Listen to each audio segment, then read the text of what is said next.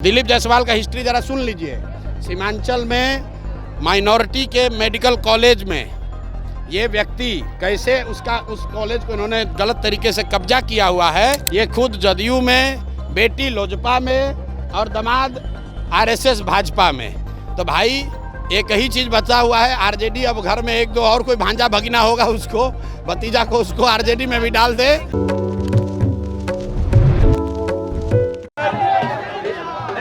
ऐसे मत करो यार, ये तरीका गलत।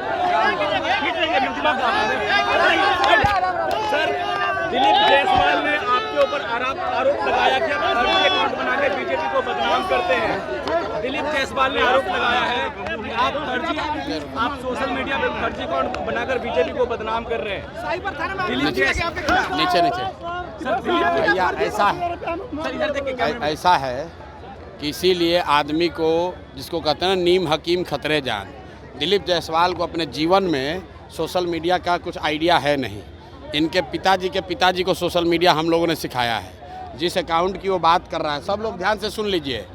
जिस अकाउंट का बात दिलीप जायसवाल कर रहे हैं वो भाजपा के दो लोग आज से नहीं 2016 से चला रहे हैं। और उस आदमी को ये भी नहीं समझ है कि ये भाजपा का कोई पेज नहीं है, ये फेसबुक ग्रुप है जिस पर कोई भी जाकर कुछ भी लिख सकता है।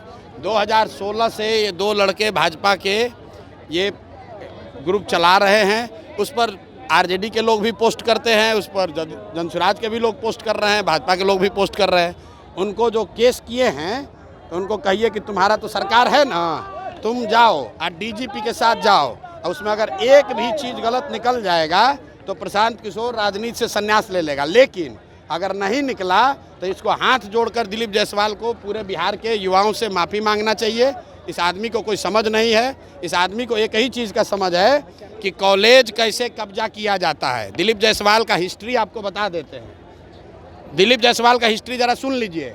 सीमांचल में माइनॉरिटी के मेडिकल कॉलेज में ये व्यक्ति कैसे उस कॉलेज को इन्होंने गलत तरीके से कब्जा किया हुआ है, उसकी जांच होनी चाहिए। और बेचारे जो सरदार जी उसके मालिक थे, जिन्होंने उस कॉलेज की स्थापना की, उनकी हत्या हुई, कैसे हत्या हुई, इसकी जांच होनी चाहिए। ये हमको डराने की कोशिश कर रहे हैं। भाई तुम दिल्ली, यहाँ पटना से लेकर दिल्ली तक जितना साइबर एक्सपर्ट है उसको ले आओ और ला कर दिखाओ। अगर प्रशांत किशोर ने, जनसुराज ने गलती की हुई है तो हम लोग मान लेंगे। ये इसको कुछ आइडिया है नहीं, किसी ने बता दिया कि अरे भैया ये भाजपा के ग्रुप में जनसुराज का मैसेज है। तुम भाजपा के ग्रुप में जनसुराज का आदमी नहीं लिखेगा। आप किसी के भी पेज पर जाकर कुछ भी कमेंट कर सकते हैं, उसमें क्या है? आपको लगता है सर चुनाव से पहले आपको बदनाम करने की? अरे भैया बदनाम क्या होगा इसमें? बदनाम हमको क्या करेगा भाई? सब लोग समझ रहा है सरकार किसकी है, भाजपा की है।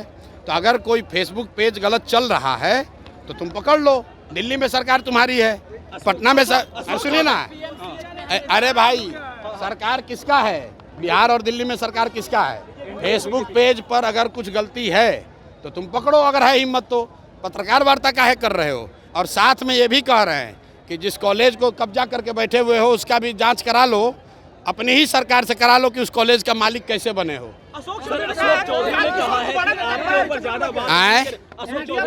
कि आपके ऊपर ज्यादा बात नहीं करेंगे, आपको ज्यादा बराबर नहीं बनाएंगे, ज्यादा बात करेंगे। ठीक बात है। अशोक चौधरी के लिए कल मैंने कहा कि हम लोग जानते हैं कि नेता दल बदलते हैं, लेकिन अशोक चौधरी बिहार के सर्वदलीय नेता हैं। इनके बाबूजी कांग्रेस में, ये खुद जदयू में, बेटी लोजपा में और दामाद आरएसएस भाजपा में। तो भाई एक ही चीज़ बचा हुआ है, आरजेडी। अब घर में एक दो और कोई भांजा भगीना होगा, उसको भतीजा को उसको आरजेडी में भी डाल दे। तो ये बिहार की जनता देख रही है कि ये एकमात्र परिवार है जो कि पांचों दल में है। कोई भी किसी दल को वोट दीजिएगा, अशोक चौधरी जी को उसमें लाभ ही लाभ है। अरे मोदी जी आ रहे हैं तो आप लोग देखिए कि सब जिला से बिहार के बच्चों का, बिहार के गरीब जनता के पैसा पर, आपके हमारे पैसा से भीड़ जुटाने के लिए सब सरकारी खर्चा पर बस से ले जाकर भीड़ जुटाया जा रहा है। तो सब लोगों को पूछना चाहिए कि भाई आप हम लोग को कुछ दे तो नहीं रहे हैं, हम लोग का ले क्यों रहे हैं?